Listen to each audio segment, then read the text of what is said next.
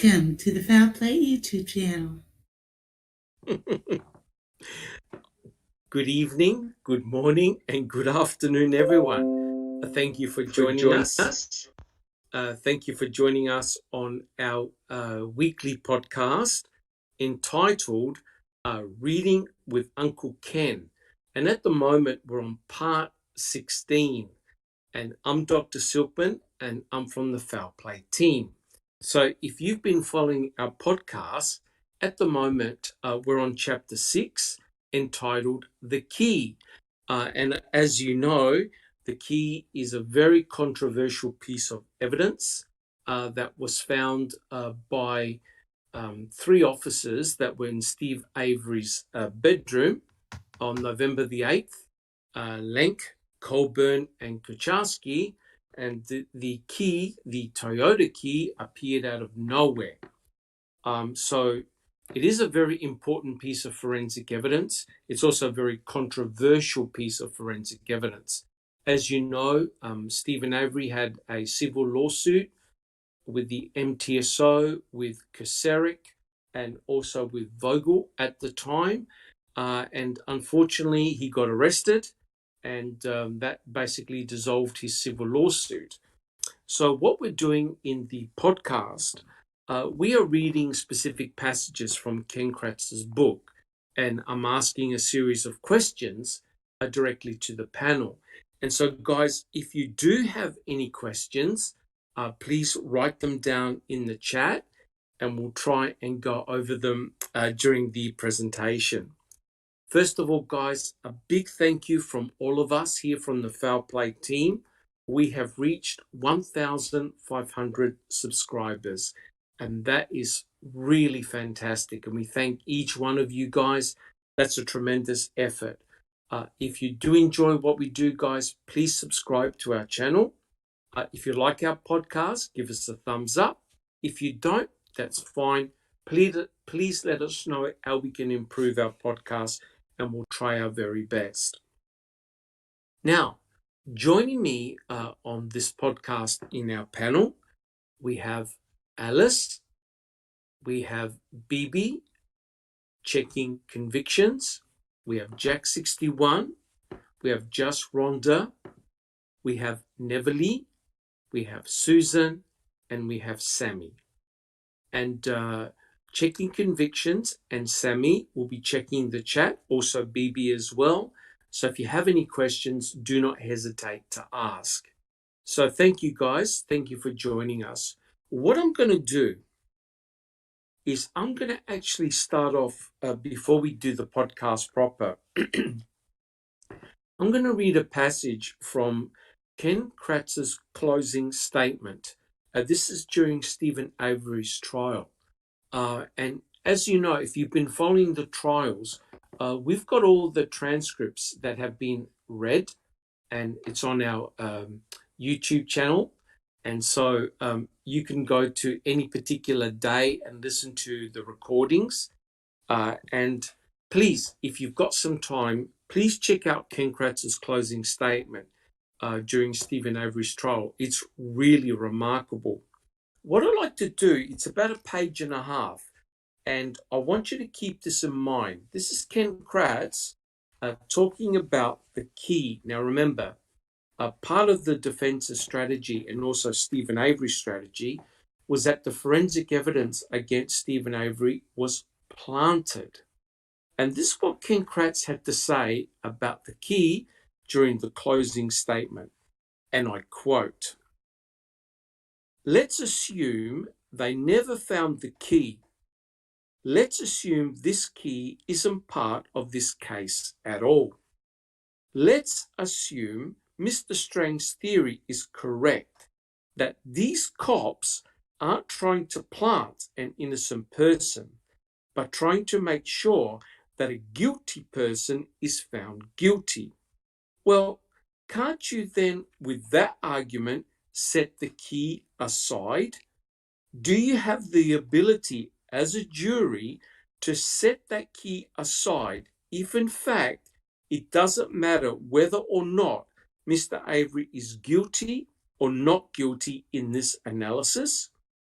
can you set that aside and decide, is there enough other evidence, or is the key the only thing that points to Mr. Avery?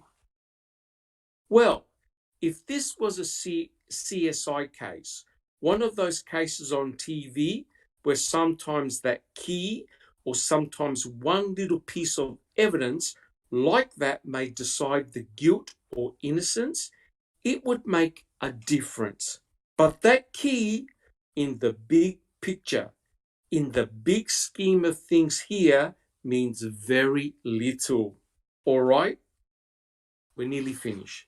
Now, I'm telling you that not because I don't want you to consider it, not because I think that it's not important, or not because the credibility of these officers is in question to the state at all. What I am suggesting, though, is that if you buy Mr. Strang's argument, that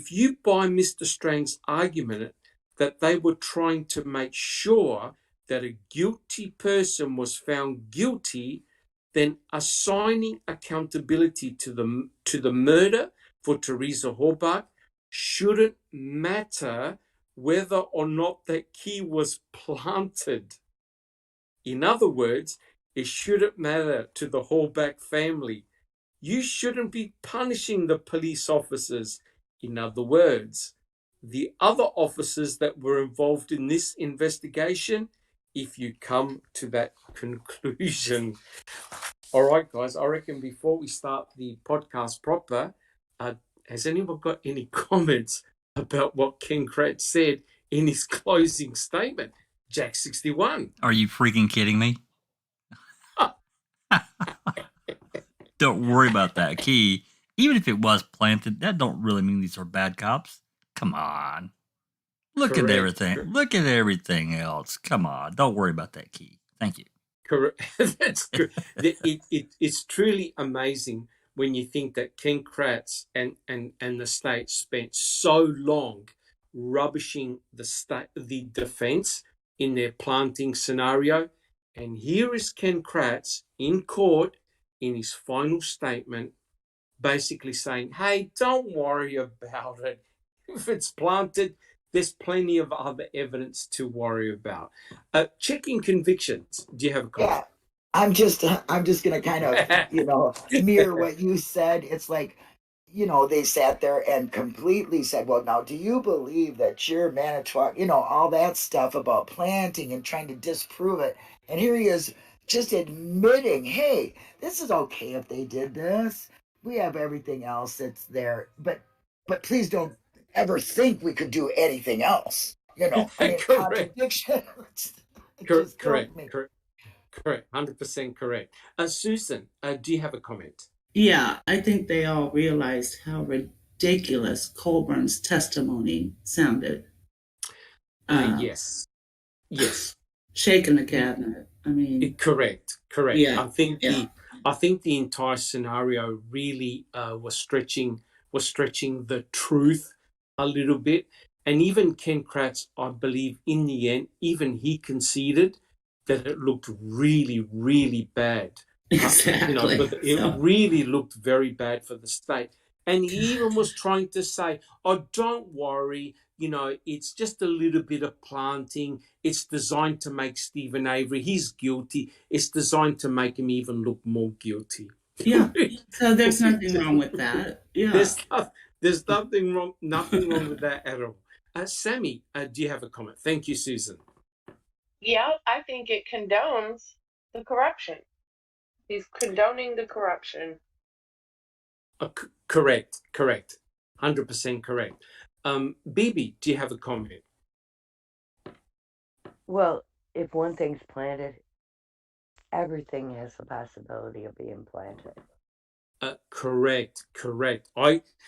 It's rather remarkable because Ken Kratz essentially opened himself up a little bit in such a big way. He was almost conceding that the key looks so obviously planted. It was okay, and please don't blame the good officers because it's not their fault. Well, if you got one planter running around planting anything, then Correct. it all can be planted. Correct. 100% correct. Alice, make some sense in this madness.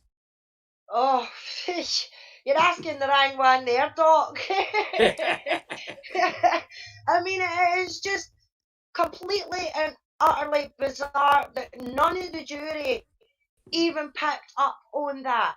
You know, don't Correct. worry if the key was planted. You know, the rest of the information that we gave you is rock solid. You know, it's just as BB says, if one thing's planted, then the rest of it's planted.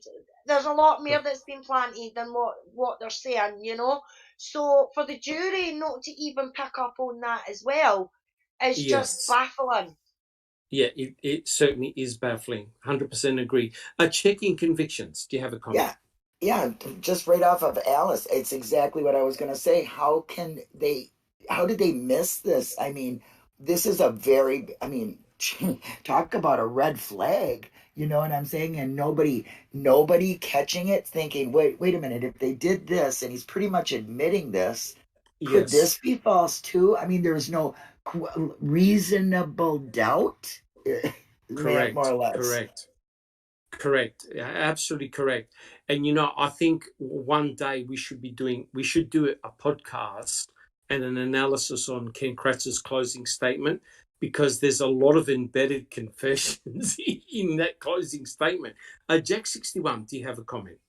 Yeah, I think it's an underlying current that he's throwing out this hypothetical, and I think maybe the jury did pay attention to it, because they came back 7 acquit. Yes. At first, and then whatever happened. But I think it also shows the extreme worry he had about that key, because otherwise he wouldn't have went into such detail about it, and he did it continuously. 100% correct. Yes. He actually spent several pages just talking about the key, because he was worried. And of course, it extends further. And the reason why it extends further is because not only was the key planted, but they also had to plant Stephen Avery's genomic DNA on that key. So it's a two-step process, right? Not only are you planting the key, but you're planting DNA from Stephen Avery. So if you're planting DNA from Stephen Avery, that points to one person. Who do you think we're pointing the finger to, guys? Who would have access to Stephen Avery's DNA? Gary. Correct. Correct. Cherie Cohane, the lab tech. Bibi, do you have a comment? It just Kratz is one big walking embedded confession. Yes, 100% correct. But, the thing is, Bibi, is that he was concerned enough to even concede that... Even he realized it was a bullshit story, right? That is correct. It's no way to sell it. Yeah. That's correct. It looks so bad. It really, really looks so bad. But he's basically pleading to the jury not to worry and do not punish the officers that were involved. That obviously did the planting in the first place. But don't hold it against them, because they're all right guys. Correct. Yeah. It's because they believed that Stephen Avery was guilty, and a little bit of extra help. Well, what is it? Andy said nobody questioned his, what is it? He says in his new suit, nobody questioned his integrity. Yes, before. Yes. Correct. Thank you, Bibi. Checking convictions. Do you have a comment? Well, I'm just wondering if he was trying to maybe use like reverse psychology. Yes. I mean, he's so, like Bibi said, it's all self-confessions in everything he's writing. So I'm wondering if he's using some kind of mad narcissistic, sideways thinking. You know what I mean? Yeah. That's what I wondered, if it had something to do with the narcissistic, that he keeps embedding confessions like that, because correct, that points to something there, right? If you constantly are embedding confessions and everything you say is an embedded confession. Correct. then Correct. yeah. Yeah. Yeah. Fantastic. Thank you, Bibi. Neverly, do you have a comment? To tackle on what Bibi just said, the narcissistic embedded confessions, they do that all the time because they underestimate the other people's way of thinking and intelligence, and they think that they Yes. are superior to everybody, and they believe their own reality, which is all lies, smoke in the mirror, and illusions and bullshit, basically. That's what it is. Yes. And they think that just because they said it, that that's the truth. So, Correct. yeah, But that's like don't you? yeah, go ahead.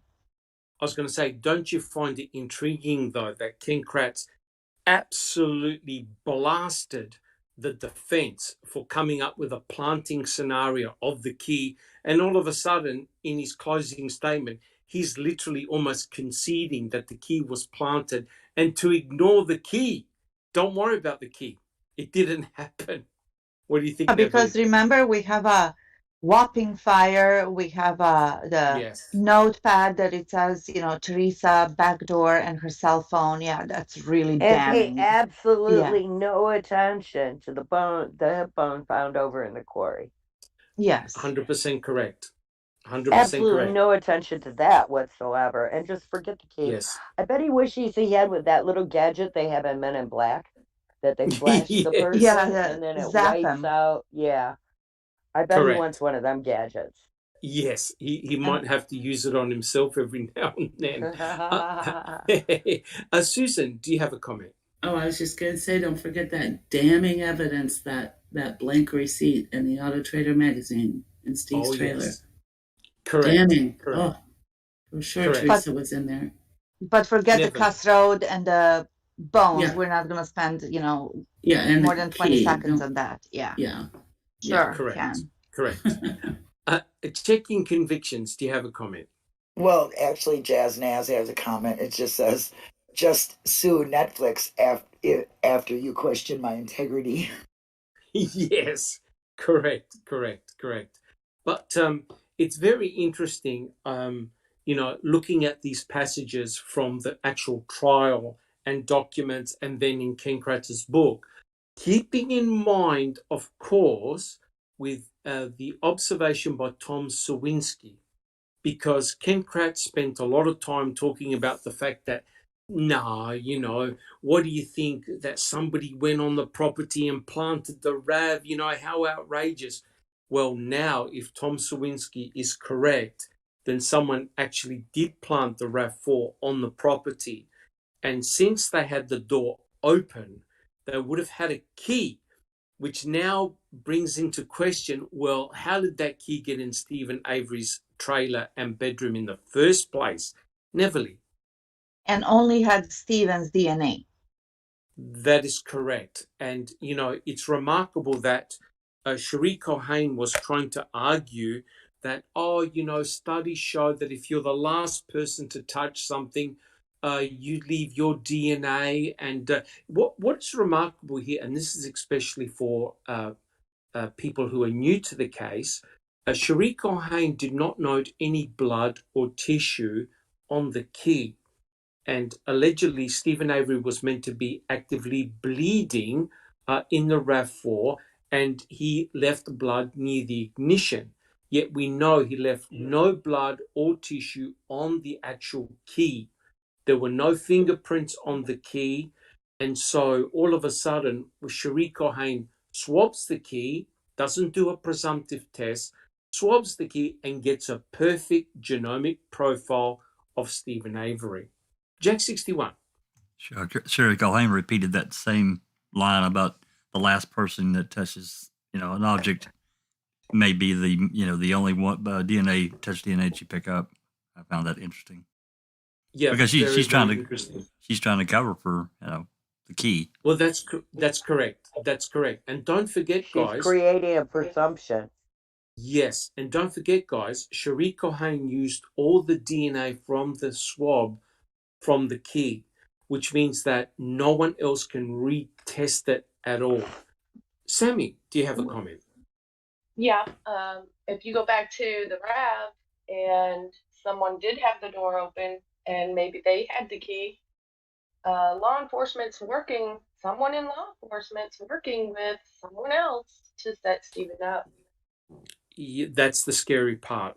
That is the scary part. And so what my concern is, and everyone's concern is that Tom Sawinski named Bobby Dassey. He specifically named Bobby Dassey. So that is a real concern if that indeed is correct. Susan, do you have a comment? With Kratz doing that with the key, even if it was planted, well, he's saying, the cop would do it because they think Stephen's guilty anyway. Well, then you have to start questioning the lab, since they did find that profile. So it puts them both under suspicion. Yes, it does. That's correct. Because if you assume, what Kratz obviously forgot was that if you plant the key, you also plant Stephen Avery's DNA. The only person that would have genomic DNA from Stephen Avery is Cherie Cohen. Now, she had his DNA in 2003, right? So she did and obtain it. She already had it in the lab. Bibi, do you have a comment? Yeah, and wasn't there like a lot of his DNA on the key too? Like not like the hood latch a lot, but a lot. Yes, because yes, that's correct. where she came up with that theory. Oh, he's A good shedder. super shedder. Yeah. Correct. Yeah. 100% correct. Yes, the amount of DNA on that key was 10 times, I believe it was 10 times more than when Stephen Avery held an exemplar key. Well, the yes, one he did Zelda an took to the experiment. prison. That's right. Yeah, and That's he right. doesn't appear to be a super shedder, or his lost that ability that's from correct. all the time in prison. That's correct. So the amount of DNA on that exemplar key was 10 times less on the exemplar key, which destroys the theory that Stephen Avery is a good shedder. I think basically Cherie Cohen was trying to cover all her bases by saying that, he's a good shedder. I think a cover story. Yeah. Yes, correct. Yeah. And that's why you need a DNA expert to be part of the defense's panel to absolutely rubbish those claims. But because they never had a DNA expert, they were sort of like Australian Beauty were sort of at a loss to counteract those claims, right? But certainly Kathleen Zellner has or had those experts, and they've just made a mockery and a sham of those DNA results. They created the illusion. They keep pulling all these little strands and creating the illusion of what they want you to think. That's correct. That's correct. Because you see, the state never thought they were ever going to be questioned. The state never thought Making a Murderer 1 and 2 was going to be watched by millions of people and YouTubers like us and many others in 2021 are discussing elements of the case. They never in their wildest dreams expected that. But now that a lot of people have examined it, you can see that it is absolute garbage, right? And the state is under a lot of pressure now. Bibi, do you have a comment? Oh, no. That's sorry. All right. So, guys, does anyone have any final comments about that passage? All right. So there goes your typical Ken Kratz. So what we'll do, we'll make a start on the podcast proper. Now, remember, this is chapter 6 entitled The Key.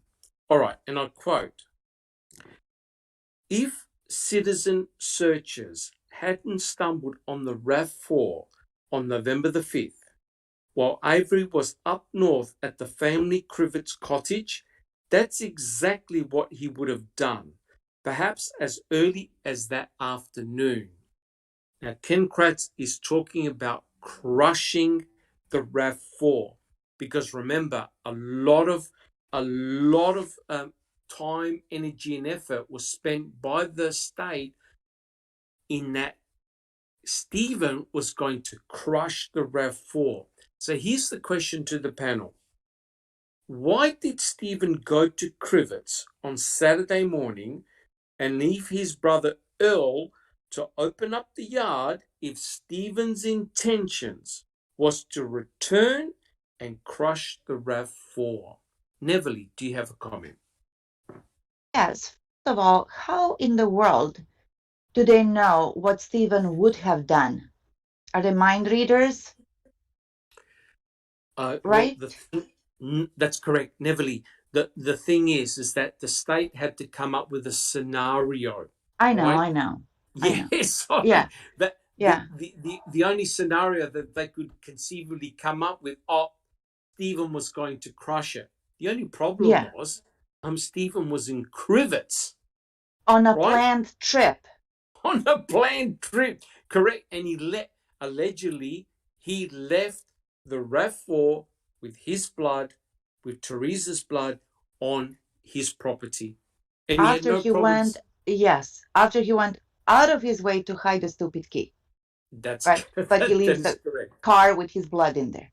That is correct. That is correct. Yeah. And when they woke up, what happened then? They realized it was all a dream. Correct. Thank you, Neville. Susan, do you have a comment? And that was also after they'd already been out there twice. Yes. To ask him if Teresa, they'd looked in his trailer. You know, he knew the cops were suspecting him. 100% correct, Susan. He set it up in Crivets, yeah. Yep, there's no doubt he knew. The mere fact that the officers were on his property, checking his trailer, the media were there, he would have tweeted, they're looking at me. They're looking at me. It's a ridiculous scenario that Kratz is, 100% correct. Yeah. 100% correct. Bibi, do you have a comment? It's absolutely ridiculous to crush the car anyway, because it's a flat crusher.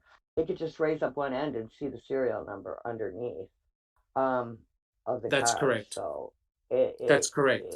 It's not like it was a cube crusher. There are ones that crush them into like a cube. It was just a flat crusher. So, that's right.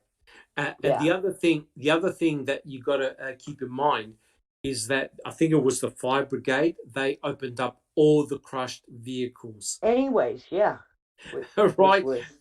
So it would have taken them 10 to 20 minutes to discover if a RAV4 had indeed been crushed. Very good point. Exactly. Yeah.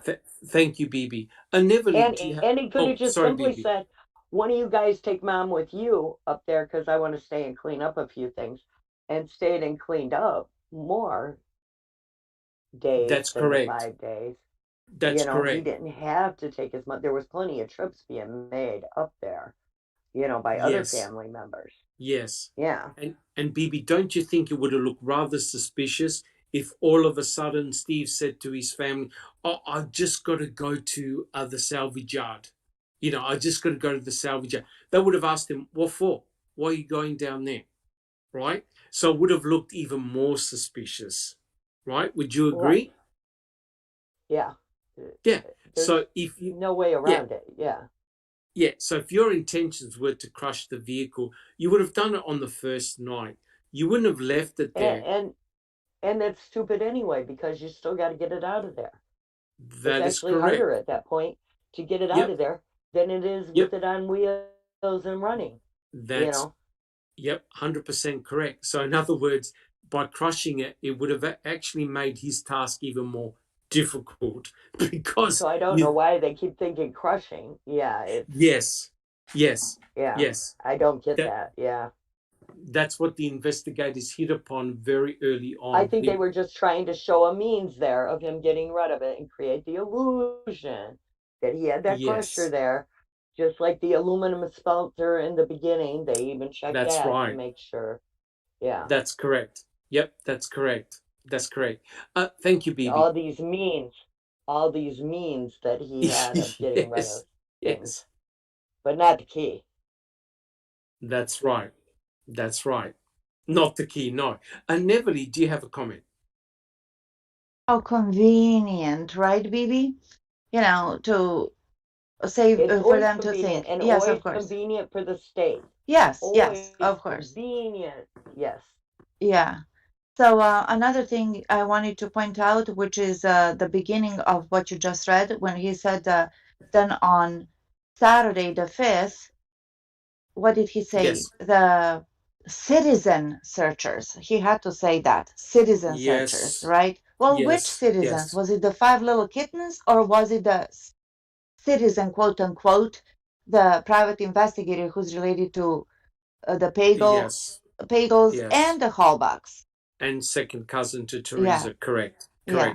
So there was But nothing. she's a citizen, right? There was not. Yes, there was nothing random in that whatsoever.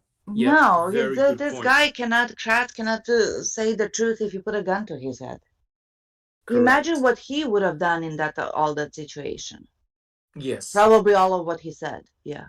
Yes. The citizen, the private citizen, who was the only one that had a map. Yes, and also a camera, and the direct phone number to Sheriff Pagel. I think she was sent in there by Pagel, and then that makes finding the Rav the tree of forbidden fruit, and the whole case is gone from that. Yes. Wouldn't it be interesting to find out if Pagel was the one that was communicating with the outsiders to push that Rav around, huh? Well, yes, that's right, that's why now that particular observation by Sawinski is potentially dynamite, because did it involve those two gentlemen with law enforcement to place that RAV4 on the property? Jack 61. Just to quote one of our other favorite outside villains that we have beat on pretty regularly is Dr. Michael West in reply to what BB said. Indeed, and without doubt. That is correct. 100% correct. Yes, I mean this whole scenario involving the RAV4 now brings on very sinister implications if what Tom Sawinski observed is indeed correct. Checking convictions. Do you have a comment? I just can't let this comment go by Jazz Naz. It says, and a phone line to God. That's what she had. Oh, yes. Oh, yes. Yes. It's very interesting that there's a little clip in Making a Murderer where Wiegert phones up Remeke. You heard it? Where Wiegert goes, the boss has a change in plans. And what is interesting is that conversation took place before the RAV4 was found. And essentially what Wiegert was asking Remeke to do is to talk to Stephen Avery to get the searchers to come on the property and check his property. Isn't that doesn't anyone find that rather remarkable that Wiegert is requesting the searchers, that's all the people around the salvage yard, to check the salvage yard, checking convictions? Oh, I'm absolutely shocked. I mean, what a thing. I'm so shocked. I'm standing here beside myself. Well, isn't that the police asking for intervention right there? And doesn't that make it the tree of poison fruit? Yes. Well, to me, BB, it smacks of foreknowledge. That is, law enforcement knew the RAV4 was there, but they couldn't play that card unless a member of the public found it. Exactly. Because otherwise, it becomes the tree of forbidden fruit. It'll be inadmissible. And Neverly, do you have a comment? Thank you, Bibi. Neverly. And out of over 100 searchers that were there, law enforcement agents, right? How many were there? Over 100. A lot. It takes one private citizen, Pam of God, who is not a private citizen, first of all, to say, nobody checked it over there. And she was seen lastly there. Therefore, I want to search the salvage yard. How smart of her, isn't that? How convenient, right? Again, BB. Yes. Yeah. Yes. So the law Correct. enforcement, 100 people couldn't figure out that maybe we should search the salvage yard, but she comes up with that. It's just ridiculous. Yes, with also Ryan Hilligus. Yes, the Right, 'cause ex-boyfriend without an alibi. Yes. that's right. That brings Ryan Hilligus into the picture as well, because he's the one that drew up the maps. And Scott Blodern was there too. Kratz gave him an alibi 15 years later. 15 years Kratz later, did. yeah. Yeah, Kratz did. Yeah. Correct. 100% correct. Yes, you're right, Neverly. It is very highly suspicious. Susan, do you have a comment? It also gives an excuse to them why they got to the property so quickly. Oh, yes, they were ready.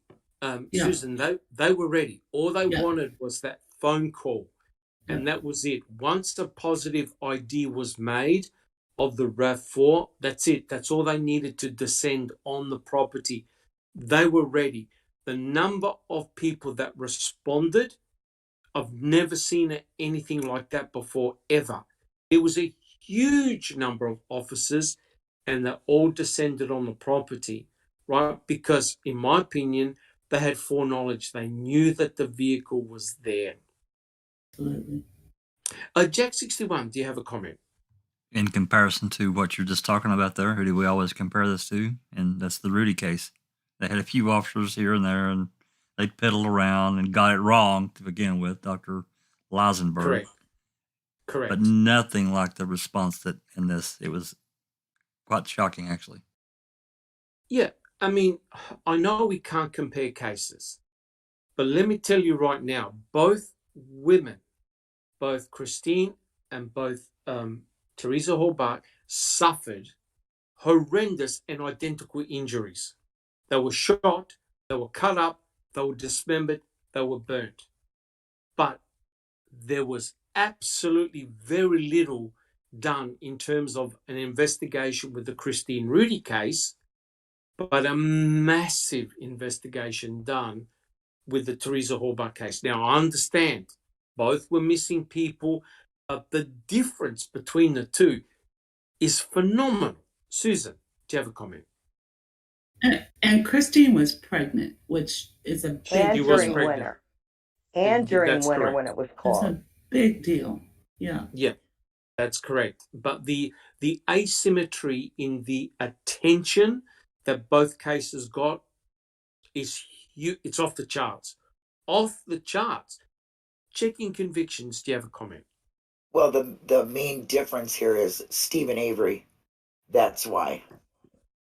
Oh, yes. Yes. 100% agree with you. The big difference there, that Stephen Avery was a big fish that needed to be taken down because of the civil suit. Oh, yes, they were. Steve Avery at all costs. Exactly my point. Yeah.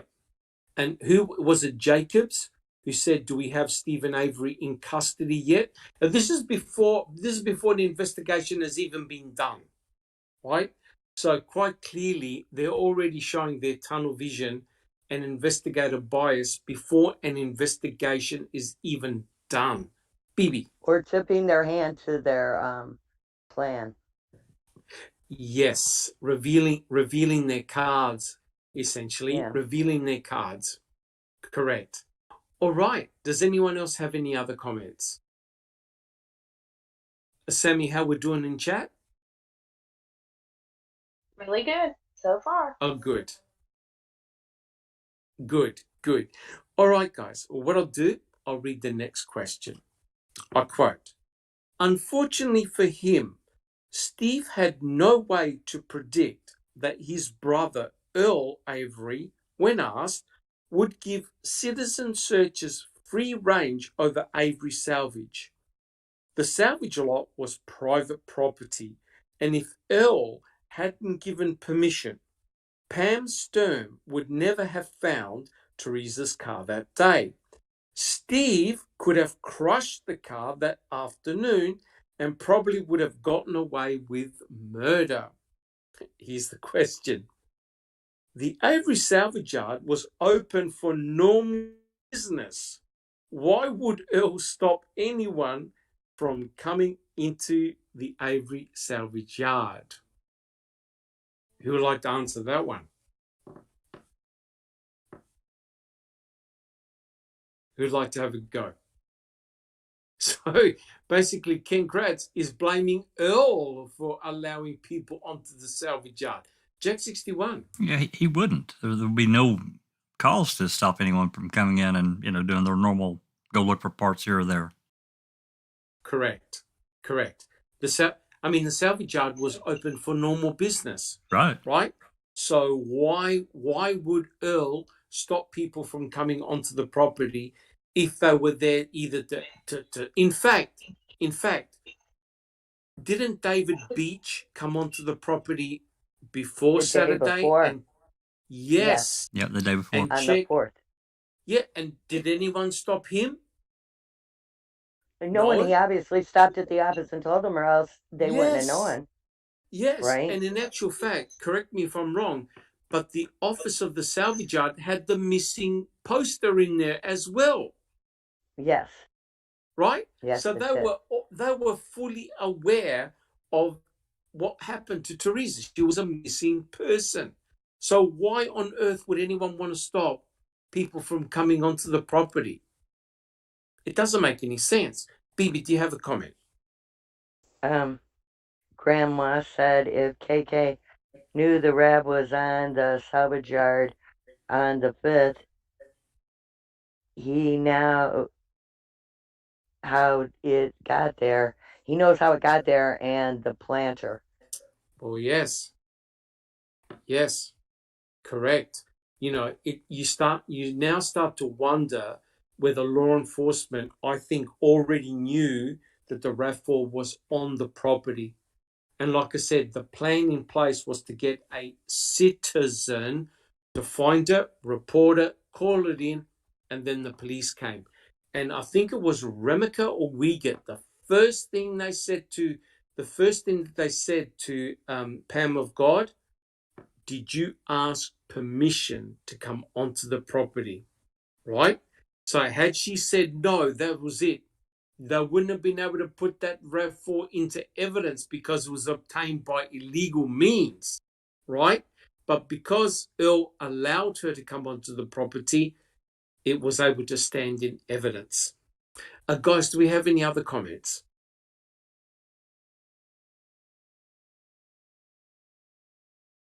All right, but what do you think about Ken Kratz trying to blame Earl? What's Earl got to do with it? I mean, obviously, it must be a common occurrence that Earl opens up the salvage yard on a Saturday morning, right? Has anyone got any comments? Jack 61. It's almost like it actually is. It's blame shifting, really, if you think about it. That's what he's trying to do. It's blame shifting and say, well, Earl's want to let him in. What are you talking about? Correct.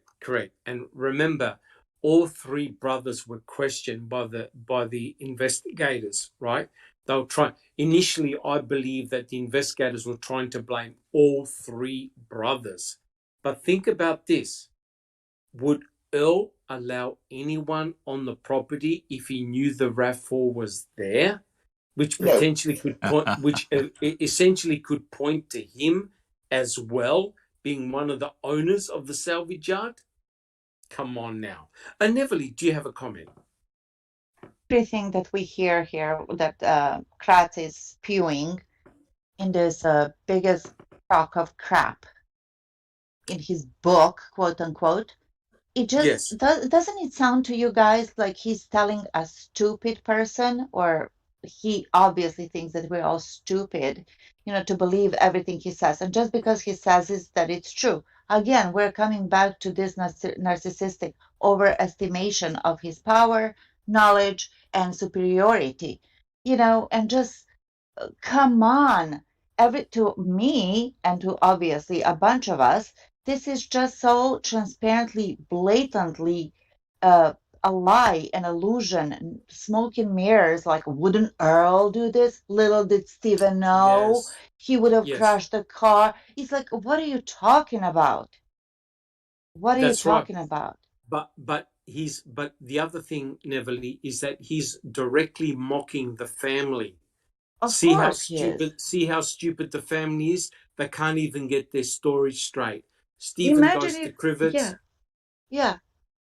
Just imagine Ken Kratz as a defense attorney for Stephen Avery. I know that he said, I would have lost, which, of course, what is he going to say? You know what I mean? But Yes. Stephen would have walked because he wouldn't have spent 10 seconds on any of his own crap that he said during the trial. Yes, correct.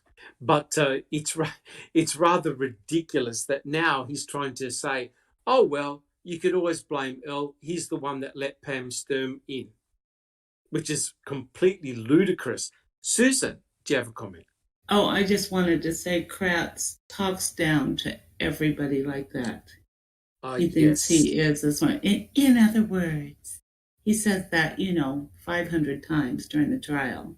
Yes. He puts it one way, then he puts it in a simpler way so, the idiots can understand it. Yes, 100% correct. 100% Drives correct. me crazy. Yes. He was practicing for when he marries Leah later on. Now, BB. Now. Checking convictions. Do you have a comment? Yeah, it's just a psychological ploy on his part, being a narcissist. That's what you do. And you can certainly see that later on in the game when he gets caught for his sexting, what he says to the victims that he sexts, I mean, he's got this, I am superior. You all must, he's got this king syndrome. I'm the king and you are all peasants, and it's just, it's sick. It's, he says that Stephen's a psychopath. I'm sorry, but he fits that criteria way more than Stephen does. Yes. Let me say something here is, yes, it is a psychological game that he is playing, but it is more about him fitting in, more vocalizing the narrative as he possibly can to overweigh any chance of a doubt. He is stuffing and cramming people full of this narrative every chance he gets. Yes, it is. 100% correct, Sammy. It is a narrative, and he's got to make the narrative sound so ridiculous, right? And repeat it often, all the time. Yes. Repeat and it. that makes it stick. Yeah. Correct. I mean, it's like the classic. What did the states say? Throwing spaghetti to the wall and seeing what sticks. That's exactly what Ken Kratz did. Jack 61.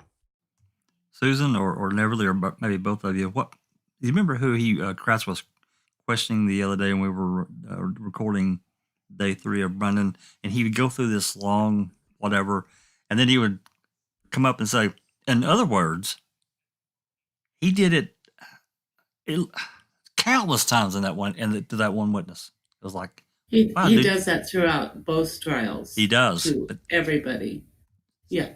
In other words, just so arrogant. Yeah. It's an era of superiority.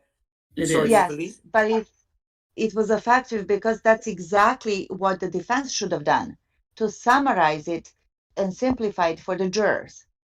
In other words, this is what we found out and this is what's logical. You know what I mean? But the defense didn't do that. They didn't drive the point to the jury, and Ken Kratz did. So he knows how to play. It's all strategy. I hate to say this, but I can't help but mention he is mostly about him going and rewiring their thinking. Yes, but we can never forget. We can never forget the first vote, the 7-3-2. Yes. I mean that. Really, I think that the defense really did win the case, but then they were corrupted in the jury room. Yeah. Yep. They turned it around. Correct. 100% agree with you. Yeah. But the scary thing is that seven of those jurors saw through the bullshit, and that's remarkable. when one thinks about that, that is truly remarkable, considering how much the defense was throttled during that trial. But 7 of them were smart enough to see it, to see And, through the smoke and mirrors. 2 that were undecided is pretty much reasonable doubt, isn't it? Yeah. Yes. No question about that. Yep. Yeah. No question. Thank you, Susan. Mhm. Bibi, do you have a comment? Ken Kratz also works on the theory of, he keeps repeating everything, so he works on the theory that you tell a lie enough times, it becomes the truth. Yes. Now, you have to admit, he was very slick in court, right? He had the gift of the gab. He was able to, pull stories out of the air. He was very, very clever in the way He's a storyteller, yes. Yes, he was very clever the way he constructed a story. There's no doubt that the state came in with a specific plan of attack, and that's what they stuck with.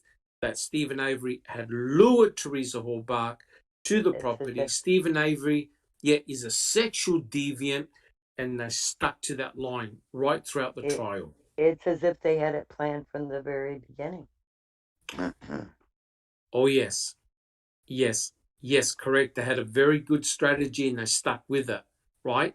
And of course, we're doing the Brendan Dassey trial readings, right? And I'm reading the part of Sheree Colhane, and I'm thinking to myself, wait a minute, am I doing the Brendan Dassey trial or the Stephen Avery trial? It's almost as like they did the Stephen Avery trial twice. It was a rerun. Yeah. Absolutely. It's a rerun. Yeah. It's a rerun. I'm thinking to myself, wait a minute. Sheree Colhane covered all these points.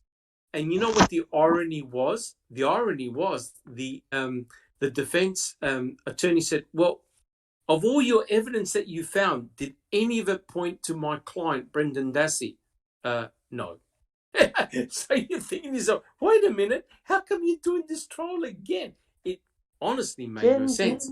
Never. Didn't one of the jurors from the first trial? Sorry. Yes. Didn't one of the jurors from the first trial go sit in on Brendan? That's correct. She sat in. She wanted to find out what it was. She should have known it was a mirror from the other one. Yes. Correct. She went to get answers. Yeah. Yes, she wanted to get answers. Yeah. Very good point. Very good point. Jack 61. Thank you, Bibi. Jack 61. Yeah, that was one thing that, Edelson and Fremgen were terrible lawyers. But there was one good thing that Fremgen did do, and that's to point out which pieces of evidence that Sheree Colhane decided to test further, even though she didn't have any inkling that there was anything on the doll, like item FL. That was a ripper. Yeah, you talk about that. That was a ripper. And it was a very, if I could just digress for 1 minute, because it's important, because it involves the key. During Stephen Avery's trial, Sheree Colhane was asked, okay, how do you test for DNA? How do you do a swab? She distinctively said, well, I look for a stain. If I see blood, I test it. I do a presumptive test on the blood. If it comes up positive, we then do re-swabbing to test for DNA, because I know that there's enough blood there to produce a DNA, to produce enough DNA to get a result, a profile. However, on the key, on the hood latch, and on the bullet, there was no blood, right? And so she was asked, well, wait a minute. No, it was all sweat. Yeah, that's right. She goes, wait a minute. The attorney said, the defense attorney said, but wait a minute, did you see any blood on the key? Oh, no. Then why did you test it? Oh, well, I made the decision to test for touch DNA. So her own protocol of looking for blood flew out the window. So hence, that goes to show me she had either foreknowledge or she was asked to place Stephen's DNA on that key. Because otherwise, if she used her own laws, her own rules, she would have never swabbed the key, right? Because there was no blood. So she actually swabbed the key to get touch. All of a sudden, touch DNA became important. Neverly, do you have a comment? Digression, what we were talking about the strategy, that the state had a strategy, stuck with it, and they just ran with it. They also had unlimited sources of money. Oh, yes. They had a blank check for a mission, and they completed that mission. Mission accomplished, right? And the mere fact that they repeated everything from Stephen's trial at Brendan's trial, that just tells you, again, they get to the narrative and they go with it. Never mind that it's deflection. Never mind that it's bullshit. Never mind that it really doesn't touch the subject, and the object of this trial. Never mind any of that. They just kept repeating and repeating and repeating and repeating. And the fact that Cohen did whatever the hell she wanted, breaking the protocols, and that she was told, put her in the trailer or the garage. You know what I mean? It's like, how could you not see through that? Yes. And how Brandon got convicted, God, It's, that's simply mind-blowing. But as Jasna said in the chat, Cherie Cohen did hundreds of DNA tests, but did she retest A23? No. Partial profile did not go back to A23. Isn't that interesting? Jack 61.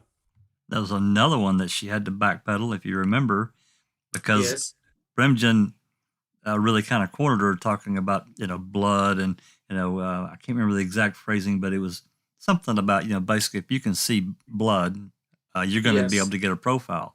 Enough and DNA, correct? Yeah, yep. And then she agreed, and then of course she had to backpedal that because they didn't get one on A23. That's correct. They only got a partial profile, which meant that either she deliberately didn't do any further investigation or her DNA preparation was really bad. So if she wanted to do a complete analysis, she should have redone A23 and obtained genomic DNA to determine who left their blood there. But she didn't. And Neverly, do you have a comment? Go back to the press conference, Yes. Big, huge warning, lights, camera, action. If you're 15 and under, go out of the room because there are going to be some gruesome details. And he did spill very, very detailed, gruesome story where she was stabbed in the stomach, butchered, throat cut, raped, all of that, right? And then in the closing arguments and in the interviews post Ma'am 1 and 2, when Kratz says, well, we never said that she was killed in the trailer. Like, of course you're not going to find anything in the trailer. Of course you're not going to find anything in the trailer. Then why the hell did you spend 5 days there, 7 searches to find anything? Yes. And the cutting of the throat, like, oh, her throat was slit. Really? Then didn't Fallon say, well, we never said that. We just said, it could have been a nick. You don't bleed much from the neck if you nick your... Unbelievable. Yep, unbelievable. Yep, 100% agree. Check your convictions. I just want to say, Neverly, right on. I mean, they say they're not going to find anything there. Then where is Brendan's statements ever going to be true if there was nothing that went on in that trailer? Because there was nothing ever said about it. There was never nothing said about it except for Brendan, who was talking about the trailer. Otherwise, Stephen didn't say anything, They went through it. They see nothing. Even in the beginning, they say, I think it was Remaker that said, when I first went through there, I said, you got the wrong people because nothing happened here. And then all of a sudden, all this stuff happened, but you're never going to see nothing in the trailer. Come on. That is like the most asinine thing I've ever heard. Yes. And we'll be discussing Brendan Dassey in one of in a separate chapter that Ken Kratz wrote, which is very, very explosive, and it's pretty obvious. You better be ready to pull an all-nighter because we're gonna be here a while. I got much to say. We will. I almost feel like reading the entire chapter out because it's that bad. But all they did with Brendan Dassey, they simply moved the crime scene because they obviously knew it didn't occur in the trailer. so they had to shift it to the garage. Except poor Stephen got he got convicted on a crime occurring in the trailer, and with Brendan, he got convicted with a crime occurring in the garage. So you have one victim and two crime scenarios. Jack 61. Talking about what we were talking about just a minute ago, and I'm pretty sure that it was Strang that gave this pretty, actually really good blow-by-blow account in court. He said, so here we have, Therese Halbach that's been stabbed, throat cut, shot, raped. Where's the blood? Where's all the blood? Yes. I think it was exactly what he said, to Willis. Where's the blood? Where's the evidence? And there wasn't any. Yes. No, there wasn't. You could imagine that the crime scene investigators would have luminoled the entire room. They would have luminoled absolutely everywhere. Now, yes, you can clean up blood, but you're not going to be able to clean up microspray of blood droplets. It goes absolutely everywhere. And we know that they took apart Stephen Avery's trailer. They took the headboard of the bed. They took the sheets. They took everything, including the wall paneling and the carpet. They found nothing. Jack 61. Have you finished Bloody Lies yet, Doc? No, not yet. I'm up to the part where David Coford's in court. And it's interesting because David Coford, who was a CSI tech, he was actually charged for crime scene tampering at 2 crimes, not just the one. No, 2. Yes, and it involved in both cases involved blood, and of course DNA, which was rather remarkable. Well, I bring that up because Eric is talking about. I mean, he doesn't go into a huge amount of detail, but even there, he's talking about this poor old couple that they got shot. It was a massively bloody crime scene. It was terrible. Yes, huge. Yeah, huge amount of blood. They got it on their clothing. The blood got transferred in the vehicle. It was absolutely everywhere, right? But getting back to David Coford just very quickly, the reason why they called him out was because he actually this was in another case in which a little boy was killed. He planted blood, if you can remember Jack 61, in a dumpster, right? Yes. But this blood was found months and months later in a dumpster. The only problem was tests showed that if the DNA sits around for that long period of time in a dumpster with rain and the sun, the DNA degrades. Yet Coford was able to obtain a perfect genomic DNA sample, right? And the DNA expert said, "You've got to be joking, right? This doesn't make any sense at all." And the reason why it didn't make any sense was that the DNA needed to it should have broken down. Yet Coford got a perfect profile. That made him very suspicious. Now, the reason why I bring it up is that's exactly what you find with the hood latch.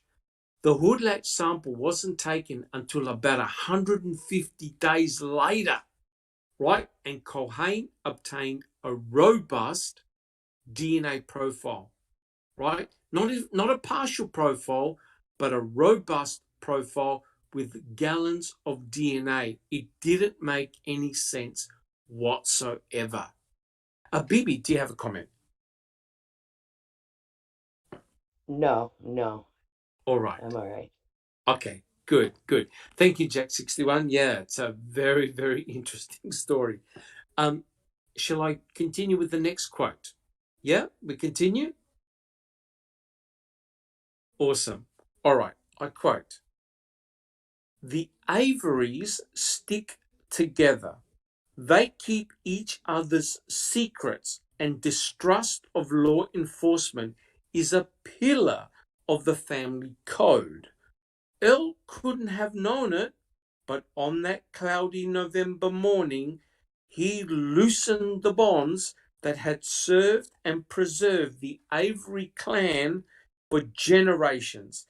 and the troubled family would never quite regain its former unity.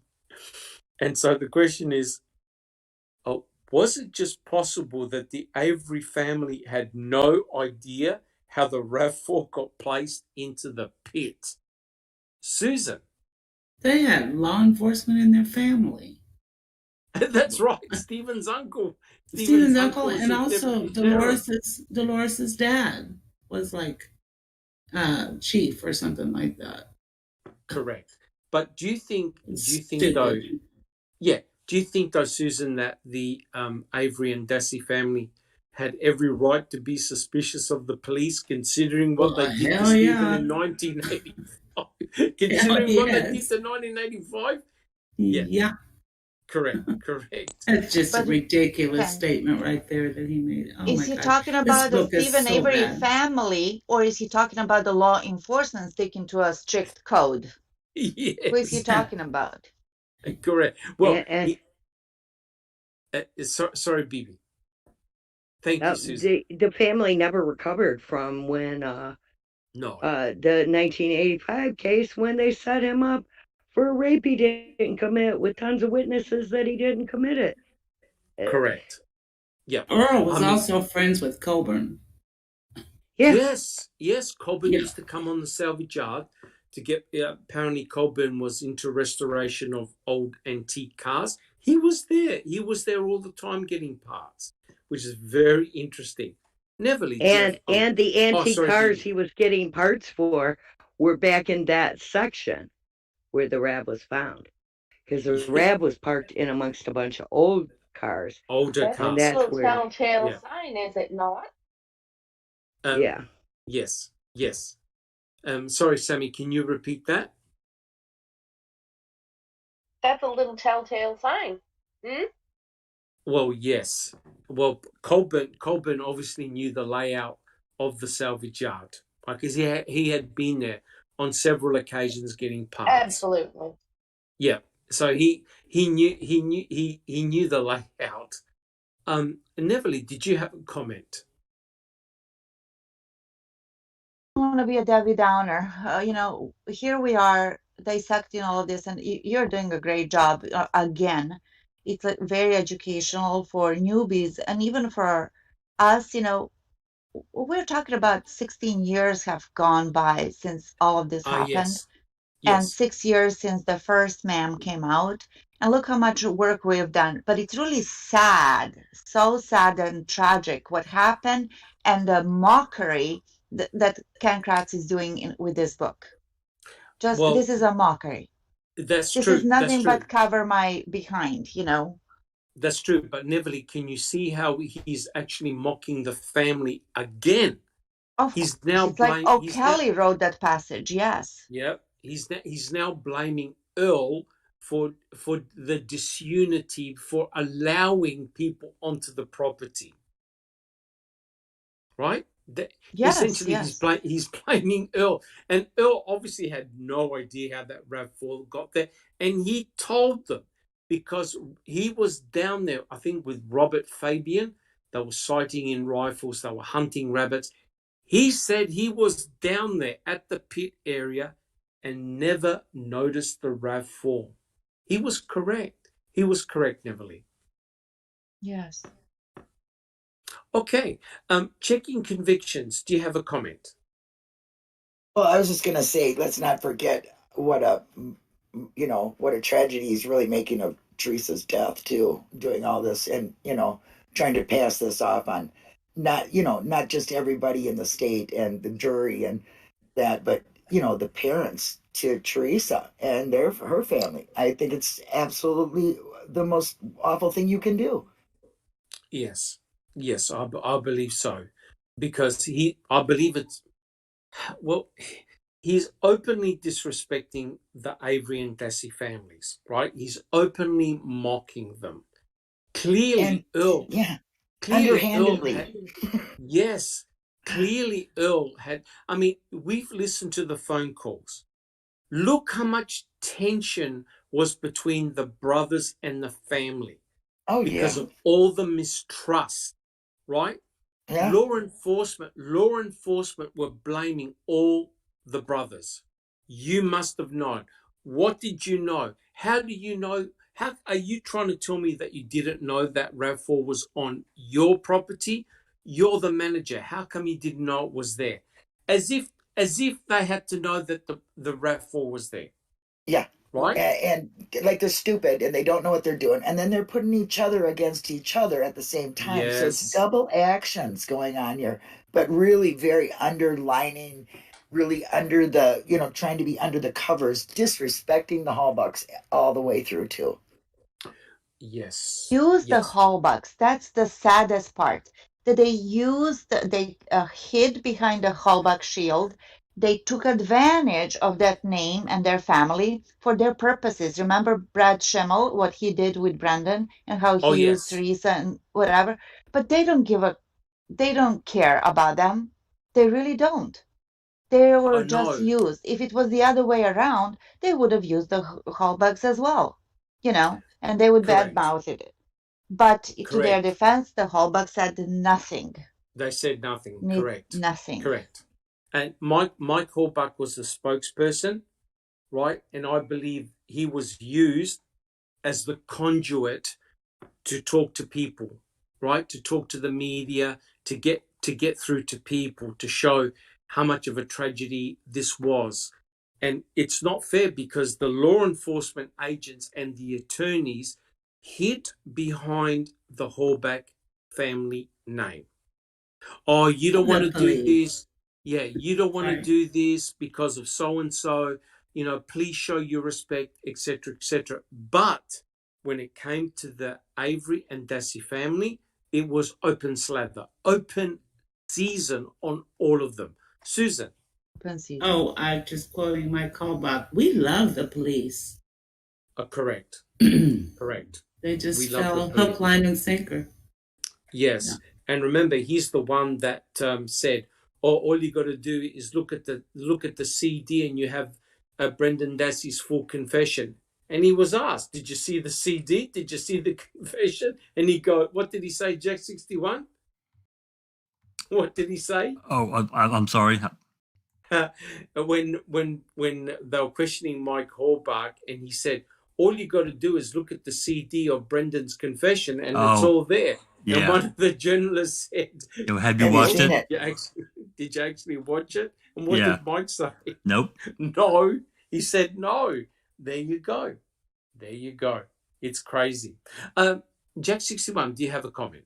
Yeah, Mike Hallbuck really became spokesman after, Beauty and String were raising all kinds of hell with Willis to get the state to shut up and quit having these press conferences. And Willis wouldn't really come down hard on him, but he kind of did and say, you got to stop or whatever. And that's when Mike Hallbuck really stepped in to become the spokesman for law enforcement. Yes. Oh, yes. Very much so. 100% agree with that, Jack 61. And Neverly, do you have a comment? While watching Making a Murderer, when it came to that scene, they were in the courtroom and Mike had the biggest smile on his face, with Brandon's trial.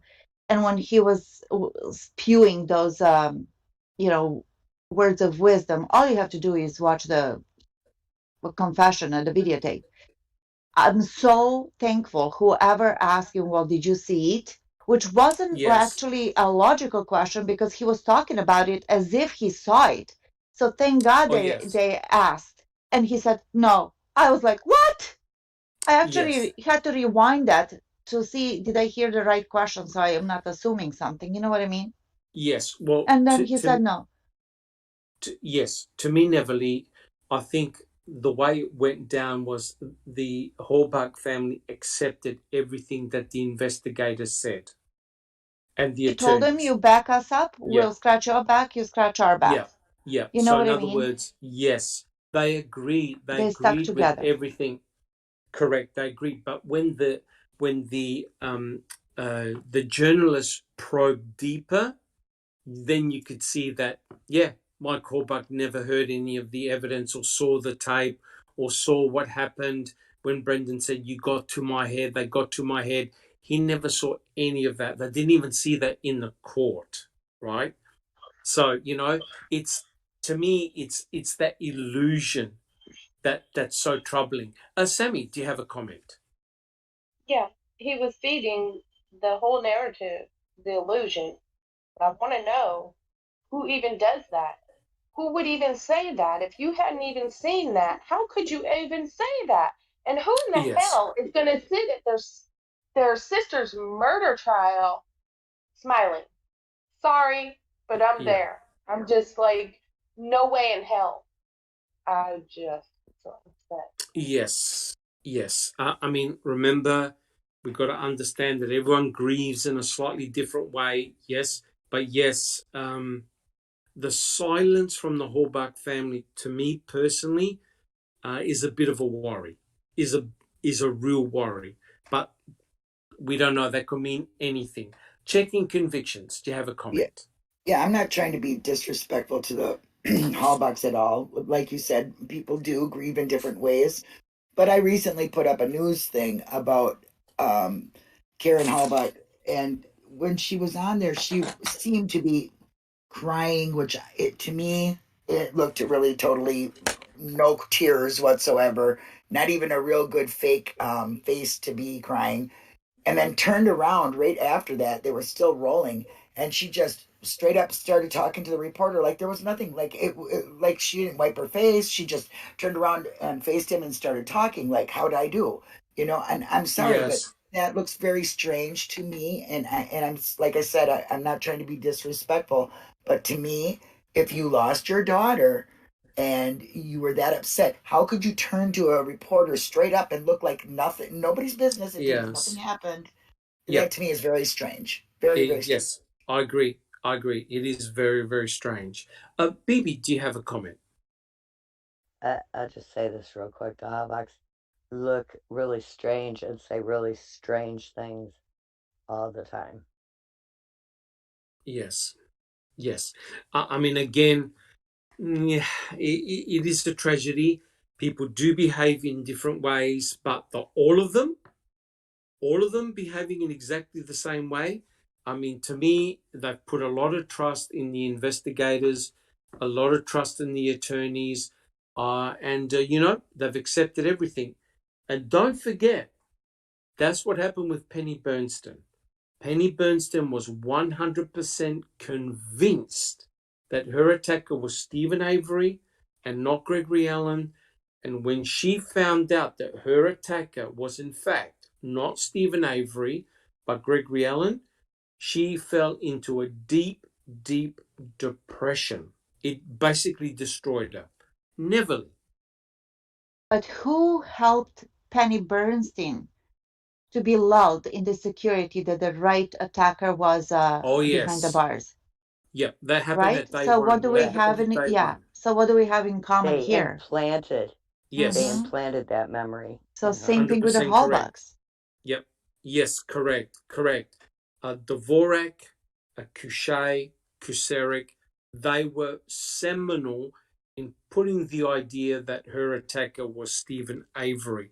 And I would say from the very beginning, the investigators would have told the Hallbach family, we know who did this. We just now have to prove it. You don't have to worry. Just sit back. He's going to get arrested. The problem and the complication was Brendan Dassey came along and entrapped himself. Brendan Dassey wasn't part of the plan, right? And so it became a nightmare to deal with. How did the state deal with Brendan Dassey? They had to separate him, and that's why they had to do 2 trials. I've never seen anything like it in my life. All right, guys, do we have any comments? All right, I reckon we do a few more questions. We're doing very well. We get a lot of questions in the chat, which is fantastic. Thank you guys for sticking with us. I'll read the next passage. A quote. The key found in Stephen Avery's bedroom was photographed, processed, and rushed to the Madison Crime Lab for analysis the same day it was discovered. It was indeed Teresa's key. Not only did it fit her ignition, it still had the blue fob attached, which perfectly fit the blue lanyard with the National Guard logo, the one Teresa's sister Katie had obtained for her big sister of the crime lab from inside the locked RAV4. Here's the question. If Stephen Avery was meant to be a criminal mastermind and be able to clean crime scenes of all forensic evidence, why did he leave behind the lanyard in the RAV4? Who can answer? Who would like to answer that one? Jack 61. He didn't. That's just my opinion, but there's just so many problems with that. And one of my biggest gripes is the key itself and the fob and that cloth part. If he was actively bleeding, yes, wouldn't there have been blood? I mean, I think there would have been blood on that cloth part behind the key. That's correct. And you know what? That's a really good point, because the cloth is absorbent, right? And it would have picked up the blood. It would have absorbed the blood, and it would have given a positive phenolphthalein test for blood, and there would have been a stack of DNA. Plus, Teresa Horbuck actually owned the key, allegedly, and used it on a daily basis. Her DNA wasn't found on that key. Stephen Avery's blood was not found on the key, and clearly they never mentioned the fob, right? Blood on the remaining part of the lanyard either. So it's really, really bizarre. Neverly, do you have a comment? So we recently discussed this in Discord voice. There's a phone call recording that we have, and that it's out there. It's not just us. When Pagel is asked by a deputy or something like, "Is it true that you found blood and body parts?" And Pagel was giggling like a schoolgirl. He goes, "Oh yes, and much more. The key with blood." Like, "Oh, never been in her car, my ass." He even said something like that. You know what I mean? Remember that? He said it in a press conference. Yes. Yeah, blood on the key. So where is that blood, Kratz, when now we have nothing but Stephen's sweat, let alone Teresa's, any trace of Teresa? Yes. So where is that blood on the key? That's right. And what's really disconcerting is the fact that only one key was found, right? Where are her house keys? Where are her keys to her work and office? Only the spare key was found. The other keys were not found. They weren't even found in a burn pit. So where are they? Where are they? Only that spare key magically appeared in Stephen Avery's trailer. It doesn't make any sense at all. So, checking convictions. Oh, they're in Jambo Creek. They're in Jambo Creek. Yes. Probably. Yes, correct. Probably. Correct. So, does anyone have any other comments? Why would Stephen leave the lanyard behind? Susan? The killer may have kept the keys. Killers often like to keep little souvenirs. That's true. But what would you say now about Sawinski's observation? Someone had to have a key with them if they're pushing the RAV4 onto the property. Where's that key? Yeah. Sammy? No. Video that's so well scrutinized about that key sitting in their kitchen. Sammy, I didn't quite hear that. Will you be able to repeat it? It was just a bit low. Oh, wow. Remember the video that they took? Yes. Of a certain somebody who just appeared to have the key sitting on their kitchen counter. Okay. Yes. Yeah, there's another scrutinized that, people aren't really paying attention, are they? No, that's very controversial. Yes, there's some evidence that something looked like a key and a fob sitting on the breakfast table. Yes, I agree. at Teresa's property. Yes, I've seen that. Guys, anybody else got any comments? Ripper did a really nice video on that where he inlays the key over that. Yes, Yeah. I've seen that. The only comment I would say is I wish that image had a higher resolution, because that would cinch it. If the key was there, that would cinch it. That would definitely prove a conspiracy to plant. Checking convictions.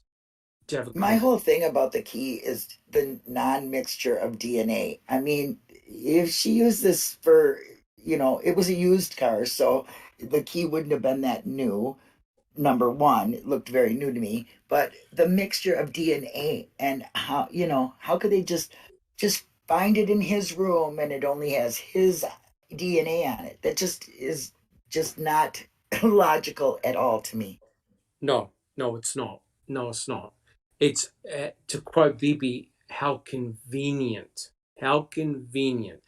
Jack 61. Well, two things. Number one, why didn't Sherry go further and do more testing on the key in that fob that she did have? Number two, and it's a question, she didn't DNA test anything on the lanyard inside the RAV, did she? Not as far as I'm aware, no. Yeah, that's the No. what she didn't test. That's correct. Well, sorry, Bibi. Oh, sorry. No, also, go all ahead. them lanyards snap together. It doesn't matter if you have an Air Force one or a red police one, or they all snap together with the same, That's especially correct. back then, with the same thing. And actually, the fob on the key part is solid blue, where the lanyard part has Air Force logos on it. So that's technically, not a perfect match, but blue. No, that's correct. But one would expect the owner's DNA to be present somewhere on that key or on the fob, because you've got your oil, you're shedding skin, you're touching the key. There should be something. Now, guilters might say, oh, well, Stephen Avery cleaned the key. Well, if he cleaned the key, don't you think he would have ensured that his own DNA wasn't present on the key? Right? It made no sense to completely clean your entire bedroom of everything and then leave the key. The fob is like that deep woven stuff, so there would be places where it would go down in the cracks and stuff, Yes, I would think. Correct. Exactly. Yes. And you Down think into about the it, if he's cleaning that key, he's most certainly trying to clean his stuff off of it, because it's obviously her key. Yes. That doesn't make any sense. Yeah. It's usually like the material that dog leashes are made out of a lot of times, and it's very woven. Yes. Well, the interesting thing, guys, is that Ken Kratz during the trial said, well, he cleaned Teresa's DNA but left his. Now, does anyone believe that at all? Right? Nope. No. So he was able to clean Teresa's DNA but leave his own, which is truly just mind-bendingly stupid, right? But here's an important point. Is there any piece of forensic evidence that has Stephen and Teresa's DNA together? Any? No. No. Is there any single item that has got both the killer, the alleged killer, and the alleged victim together? No. Maybe. No. Maybe. No. Maybe. Well, if you could ask about a 23, it quite possibly could have. Yes. Yeah. But we know A23 isn't Stephen Avery. That's the important thing, right? Because Sheree Cohen was able to exclude him, right? And it could have been Brendan. So it's very, very interesting that there isn't one piece of forensic evidence yet. If you look at the case, and Jack 61 will back me up in this, if you look at the case where the couple was killed in Nebraska, there was a mixture of victims' DNA with the suspect's DNA, right? There were mixture, right? But in the Stephen Avery and also Teresa Horvath case, there is no mixture between the so-called suspect and the victim.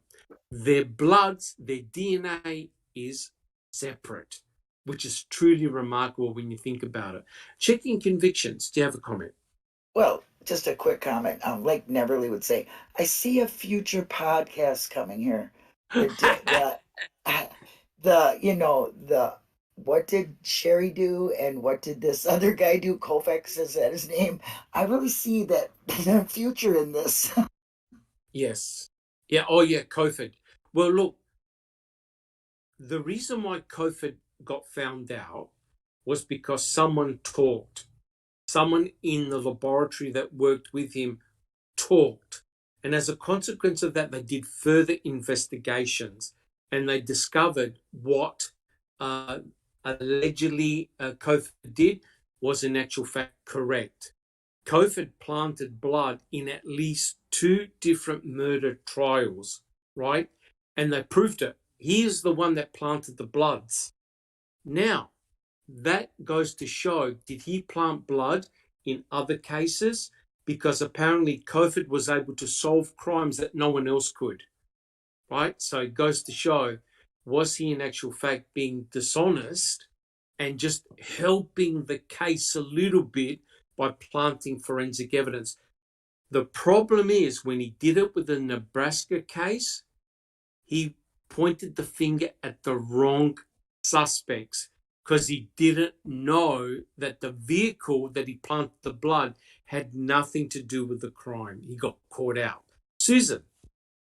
I'm curious, Dr. Silkman, the Teresa Horvath's tibia, Yes. that still had a little bit of meat on it, so they say. Yes. It seems to me like they would be able to get a full genomic profile off that. Would you think? They say it wasn't burnt as much.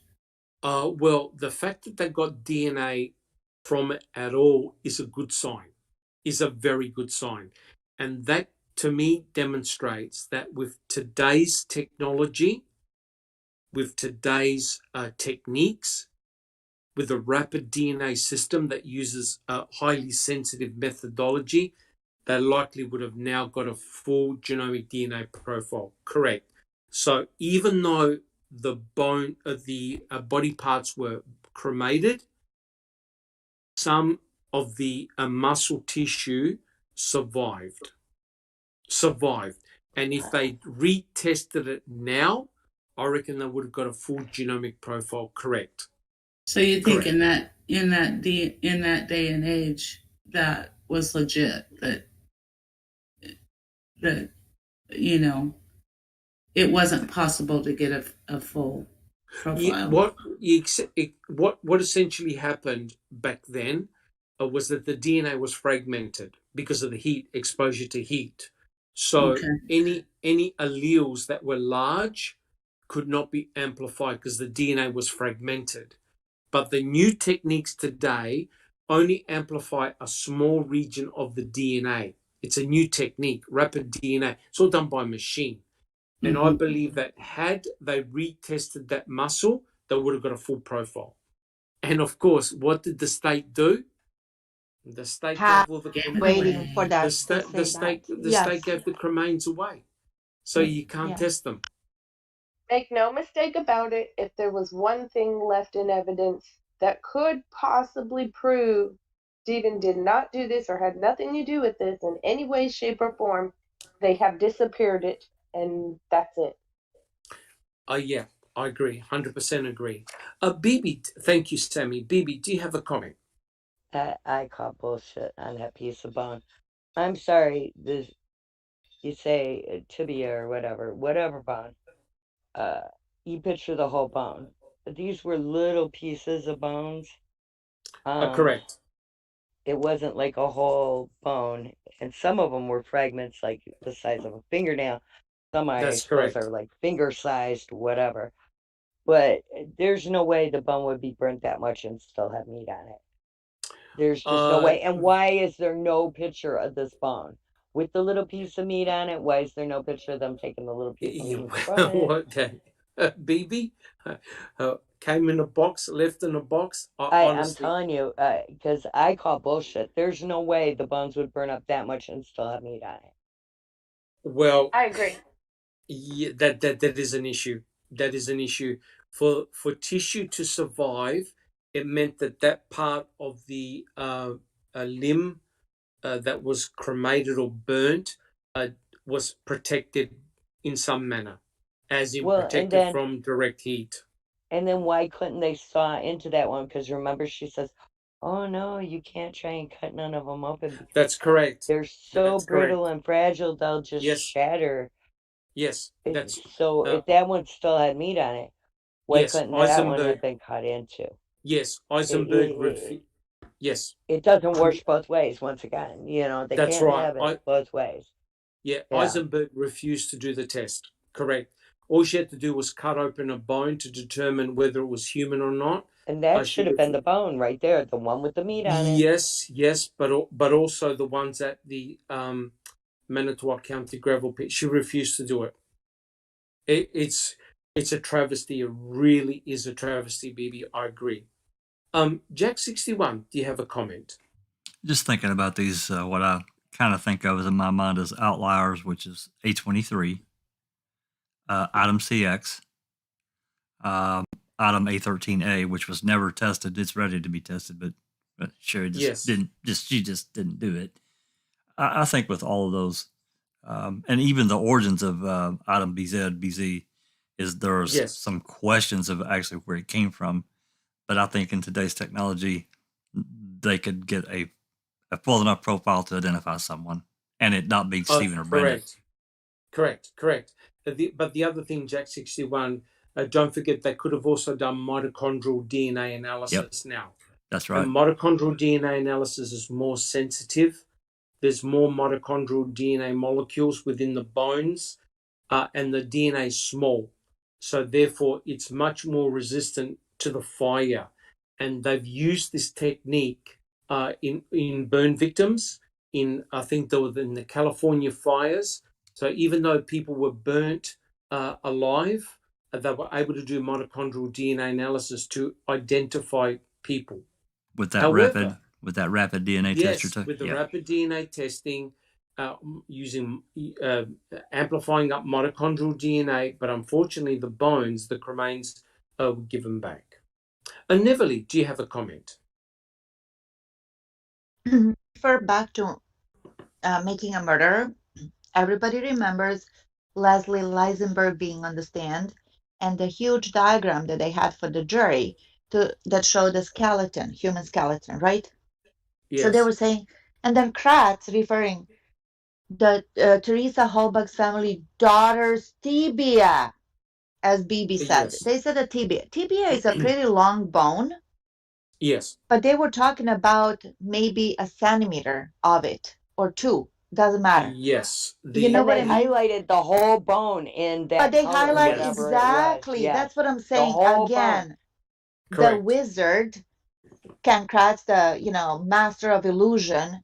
There he is. He's talking about a tibia, where in fact, if he was honest, he would say this piece of shard of the bone. Yes, it's a shard. That's what it is. Yeah, in fact, technically, what he should have said was this long bone.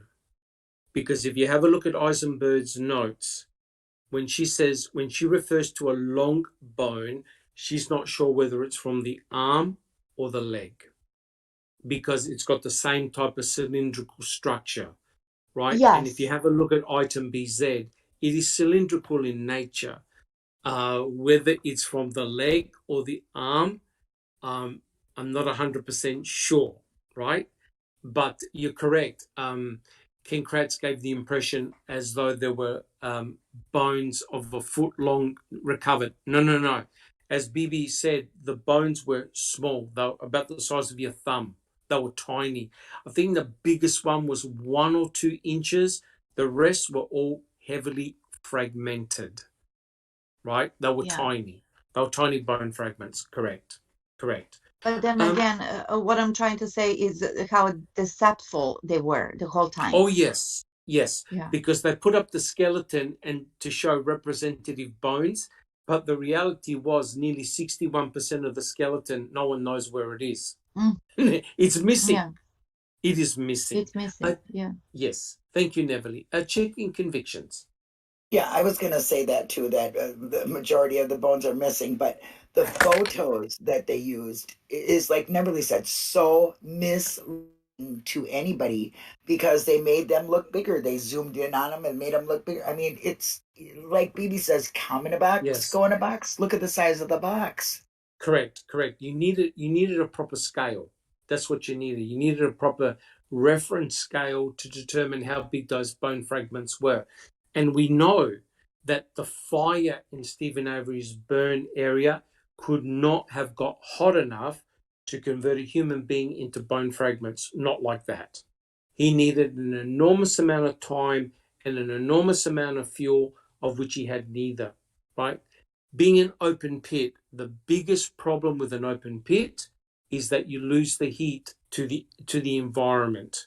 So by losing the heat, you don't have enough concentrated heat on the body, right? Have you ever seen those cremations, especially the ones, I hate to say it, the ones that are occurring in India at the moment, with all those poor people with that have died from COVID complications?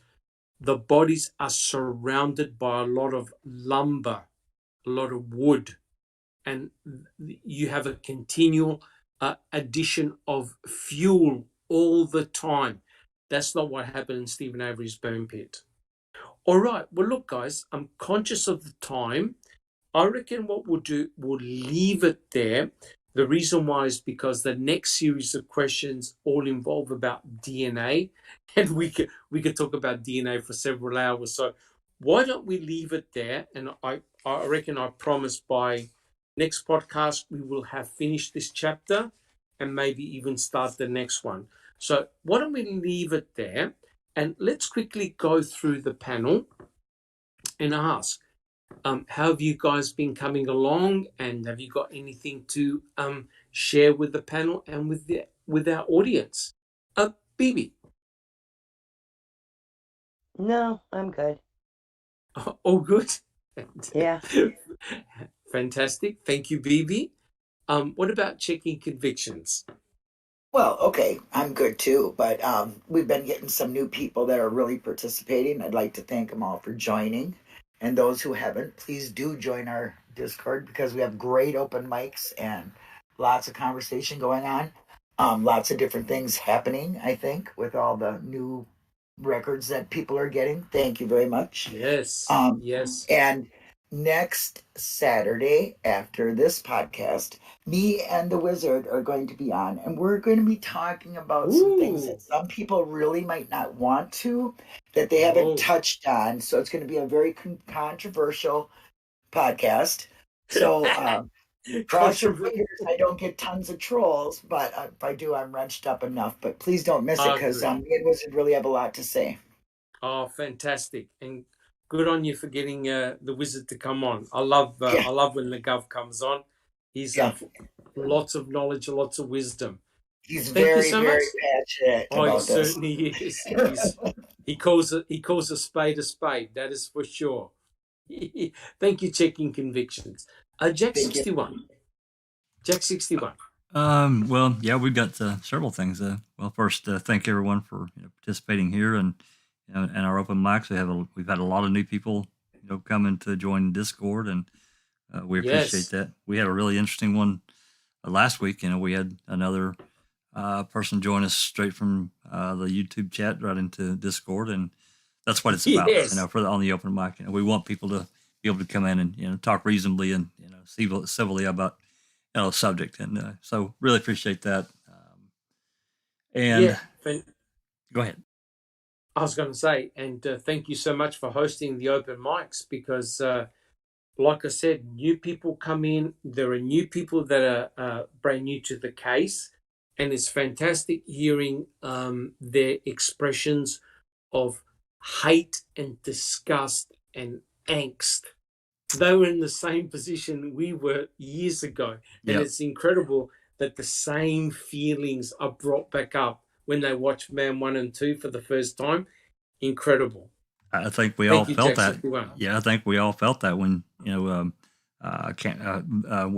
she's changed her name, but it was Mother Cyber that came in and joined us. You could feel her anger, how really pissed off she was after watching Ma'am, and she was in the middle of Ma'am too. But yes. So moving forward, another open mic tomorrow, and we're probably going to shift gears away from the Denny suspects. I think we've pretty well covered it. We may do another one later on and cover Tom Pierce more in depth because we didn't really get into him, and there's a lot there.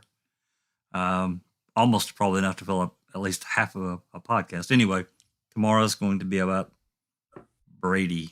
Should be fun. Oh, that should be good. That should be very interesting. Thank you so much, Jack 61. Yes, again, I just want to plug the open mics. I love the format. I love the fact that many different topics are discussed and the microphone is passed around and new people come in who've never been on Discord before and, they say it as it is, and that's awesome. Fantastic. Thank you so much, Jack 61. Just Rhonda, how about yourself? No, I got nothing. I'm good. All's good. Awesome. And I love your reading as well in the trial readings. Thanks. I've created a monster that now I have to carry on, and I'm not loving it. She got great voices. Great voice. Can you corroborate that? No, nope, I cannot. Yes, and just a reminder, guys, that Foul Play are doing the trial readings from Brendan Dassey's trial, and each time the days are done, they're uploaded onto YouTube. So if you've got a bit of spare time, have a listen. Great job, guys. Anything else, just Rhonda? Nope, that's all. Okay. Jack 6. Thank you, just Rhonda. Jack 61. Yeah, just briefly, you mentioned Brendan's trial ratings. Day 3 is completed, and Zoe's, I think, got everything all pieced together, and she's going to be uploading that, I believe, tomorrow, but she can talk about that. Awesome. Thank you, Jack 61. And Neverly, what about yourself? All is well. I think that I came to the realization that I spend a lot of time on Discord. No. It just dawned on to me. Never. Allegedly. You're not addicted, though. No, never. No, not me. What time was it for you when you joined the podcast? 5 o'clock in the morning. Thank God you're not addicted. That's some dedication. Correct. And your day off, yeah. On Saturday morning. Who does that? I do. Yes. Yeah. Hey. Yeah. No, spending time on Discord actually is great because it just deepens the knowledge and understanding of all of this. And now that we're expanding with other cases, other books, it's actually really wonderful to just bounce off ideas. That's what I like about Discord. Just talking, and then all of a sudden you're like, wait a second, like something very obvious. I'm like, it's not confusion, but it's just oversaturation of the details and of the pages that we read and all of these speculations. Sometimes I can't remember the simplest thing. Like, who's Ken Kratz? I'm kidding. No. Yes. But I also want... Oh, go ahead. No, go. I just wanted to thank our loyal supporters. It just puts a smile on my face when I see them. It's early, no matter where you are, except in Australia, down under. Yes. But it's super early in the Americas. So thank you guys for following us all these years. Yes. And thank you, Neverly. And the other important point is, no matter how long you've spent on this case, you always discover new things. And being part of a team, a Foul Play team with so many people that come into Discord and chat, etc., that always brings something to the table, and it's remarkable. You think you know everything, but you don't. There's new stuff being discovered all of the time. Neverly. Yes, I totally agree. The beauty of Discord to me is when new people join. Once upon a time we were all new there, And they have all these fresh ideas and questions. And even though we talked about it many moons ago, it's like, yes, it's important. Or like, oh, yeah, I forgot about that. So I just love their perspective, like fresh blood type of thing, a breath of fresh air. So please, guys, come over. Correct. And, thank all the people that have put a lot of hard work in the foyer, in doing documentation of documents in spreadsheets. I think Yoris has done a lot of that. AC Rookie and other people that have obtained foyers, photographs, Jinx, Mystic Jinx, put together our website, and that's an incredible website with a lot of information, and the documents are all free. So come in, check it out, learn and listen. It's all there. Jack 61. I got to plug the website a little bit more because I don't know how many people have went and looked lately, but Zoe and Spooky have worked their ass off. There is just a pile of information there, more than you're going to find anywhere else, and it's being added to. I think that, and actually, yours actually came up with a really interesting idea. I don't know if we can do it, but about the dispatch call. So that's something else that we may be looking into. But it's a wonderful idea. It'll be extremely hard to execute about these important, more important or relevant dispatch calls, I should say, in getting a narrative, a summary of that dispatch call, maybe even a transcript, so that everybody can just see, oh, this dispatch call, Uyghur said this and that kind of thing. So as a reference point, but Zoe and Spooky have worked their ass off, making it a great place. It's a brilliant, absolute. We are so lucky. We are so lucky to have a website like that. So come in, guys, check it out. Everything's there for free. Peruse at your heart's content. That's what research is all about. Bibi, do you have a comment? Everybody's always handed Zoe tons of paperwork. Here, put this in library. Here, put this on. Yeah, yes. Constantly. Yes. I know. Thank you so much. Neverly. One person that we kind of rarely talk about, which is you, Dr. Silkman, and the time that you put in all of this since you're not addicted. God would know. Oh, gosh, imagine if you were. What would happen? No, yeah, I know. But thank you very much for all your hard work and the dissection of every single possible question that we throw at you. You always produce documents, you source everything out, and you make this whole experience really educational and fun, which is awesome. Bravo. I second that. Bravo.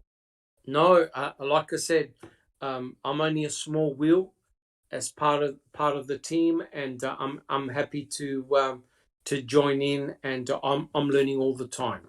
Thank you so much, guys. We started out square. You're the round wheel. We all followed and broke off the corners to it. Nah, not at all. Glad to be part of the team. That's for sure. Thank you, Neverly. Susan, how about yourself? Yeah, I just want to mention that I have been following a live trial that's ongoing all this week on Law and Crime Network, and it's the Zachary Wester trial. And he is a cop in Florida that has been accused by 12 people of planting drugs and busting them. Yeah. And he chose to take the stand. And he's had 3 years to come up with explanations for all of his wrongdoing. But you actually see on his body cam the drugs in his hand before he planted them. Oh, dear. And he has the most ridiculous scenarios of what that actually was. And so anyway, they Monday will be the closing arguments, and I'm pretty sure he's going down. But it's very interesting, just a planter right there. You can. Oh, yes, yep. Yeah. I think Susan, from all the documentaries that I've seen and all the books that I've read, planting seems to be the norm rather than the exception. Well, it happens a lot. Yeah. Yes, I would and it's say. really scary how Ken Kratz is almost saying, "Oh, don't worry about it. The police were just, they knew he was guilty, so they're just shoring it up." And you're thinking, "Oh my God, not only are Yeah. they planting a key, they're planting his DNA as well." Right? And Yeah. remember the comment that Jean Couché said, right, about DNA being planted. He goes, "Oh yeah, I don't trust what's in the newspapers." Essentially, letting the cat out of the bag that DNA evidence has been fabricated. Isn't You that know, interesting? most of his victims, he would run everybody on the computer. When he first stopped them, most of his victims had prior drug use or, in their past. So I think those are the people that he targeted mostly. Yes. And I think he took the stand because he is so arrogant and felt that, his word against theirs. And he was, law enforcement. So he's hoping to sway the jury, What Correct. state is he Correct. from, with his Susan? position, Florida, taking place in Florida. Yeah. Yes. Anyway, it's been very interesting to watch. Fantastic. Thank you Can so I- much, Susan. May I just add, sorry, I also watched, I finished that up too yesterday. I was going to try to find you, Susan, so I could ask you what you were thinking, but that man had an answer for everything, and his answers were ridiculous. Ridiculous. And he's had 3 years to concoct Yeah. his story. Yeah. Yeah. Yeah. And I'd love to see how many other body cams in that department had as many glitches Yeah. as his did. Yeah, many of them, Yes. the body camera didn't work, of course, on many of his Of spots. course. Yeah. Of course. Yeah. Of course. Yeah. That's the way it goes, I'm afraid. I wonder if he. I was just going to say, I wonder if he fits in the criteria of Michael Griesbach that says there's only 3 ways of getting wrongfully convicted. I tell you, just no thought of ruining these people's lives. One of the guys got his child taken away, Yes. and a lot of them pled out of their cases because it's their word against the cops, Correct. So they Correct. take these pleas and they, they've got a felony on their record and it just ruins lives. And the guy just had, he was just trying to advance himself, his career. Yeah. Correct. And it's just disgusting. Yes, correct. And I think you can see the arrogance in people like Wiegert, Fassbender, Ken Kratz, and also Fallon and Garn. You can see the arrogance. And I believe that if the investigators had an inkling or suspicion that Stephen Avery murdered Teresa Halbach, to them planting, they wouldn't have even given a damn.